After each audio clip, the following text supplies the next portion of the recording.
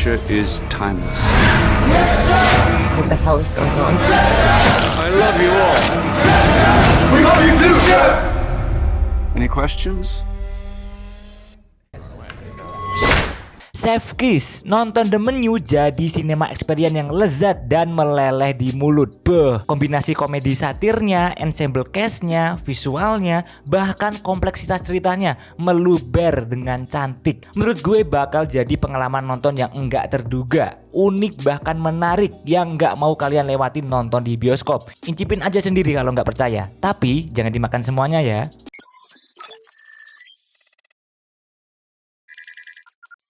Nonton The Menu sebenarnya bakal lebih nendang kalau kalian nggak tahu apa-apa soal filmnya. Jadi kalau bisa nonton filmnya dulu ya baru kesini. Takutnya beberapa pembahasanku nyerempet dikit dan bisa ngerusak esensi pas nonton nanti. Oke? Tapi aman kok. Jadi kalau mau lanjut gas aja. The Menu premisnya menarik. Sepasang kekasih bersama orang-orang ternama, dalam tanda kutip orang penting dan kaya, diundang pergi makan malam eksklusif di sebuah restoran mewah di tengah pulau yang dikomandoin oleh chef ternama. Menyiapkan menu dan treatment spesial yang nggak terduga dan nggak bakal mereka lupakan seumur hidup. Nah, sama halnya nih treatment yang diberikan sang sutradara Mark Mylod di sini. Yang menurut gue nonton The Menu tuh sama kayak mereka-mereka yang lagi makan di sana. Kita dapat sesuatu yang nggak terduga dan nggak bakal mudah dilupain. Eksekusi yang dia berikan tuh berhasil bikin kita terus-menerus menebak apa yang bakal terjadi. Mulai dari paruh pertama film ini aja udah ngasih perasaan janggal, sampai pecah nanti di paruh kedua dan ketiga yang semakin wah gila sih.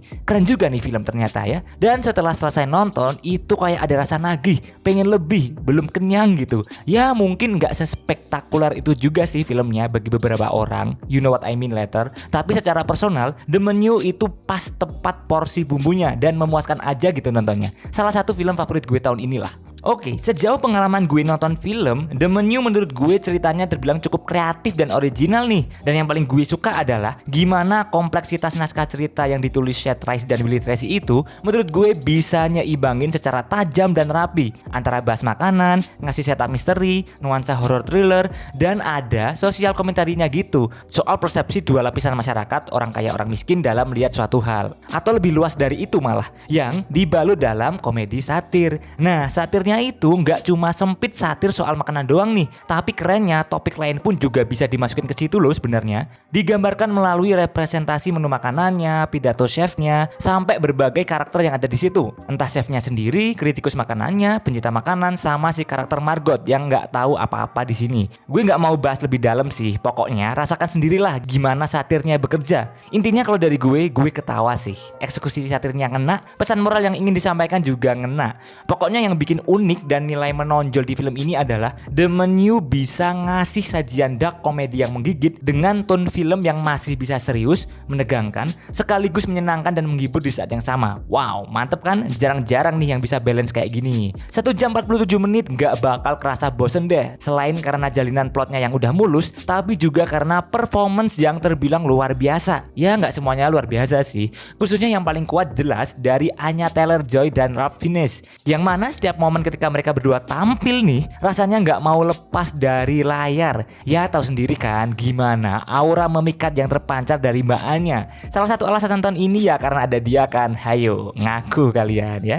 Ya pokoknya kita tuh bakal lihat semua kejadian yang terjadi mostly dari kacamata Margot, si Anya Taylor-Joy ini yang relate sama pandangan kita. Ralph Fiennes, sang Voldemort kita, berubah jadi Chef Slowik yang intimidating tapi entah kenapa bisa ngelucu juga. Ya gitu deh pokoknya, lihat sendiri ya. Ngomongin kekurangannya nih, itu ada di masalah karakter developmentnya.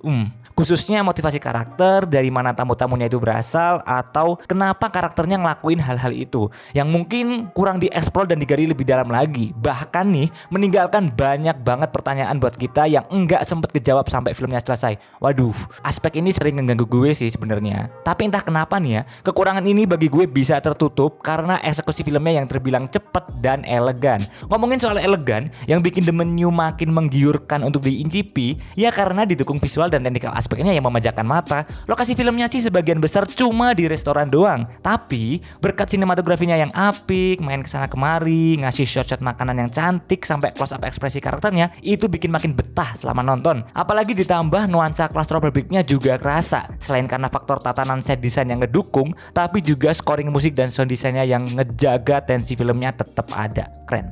Kesimpulannya, The Menu menawarkan kalian sebuah sajian menu dinner yang nikmat yang nggak mau kalian lewatkan. Semua bahan makanan hingga resepnya dijaga kualitasnya dengan teliti. Rasa manis, asam, pahit yang ditinggalkan setelah pergi bikin kalian rasanya pengen balik lagi. Aduh, jadi lapar nih. Makan cheeseburger dulu yuk. Jangan lupa, semua kembali ke selera, perspektif, dan tujuan dalam menonton film. Oke, jika kalian suka dengan video ini, jangan lupa untuk klik tombol like-nya, share ke teman-teman kalian, dan tentu saja subscribe. Thanks for watching. Sekian dari gue, Alfian Kurniawan, and see you on the next video. Bye.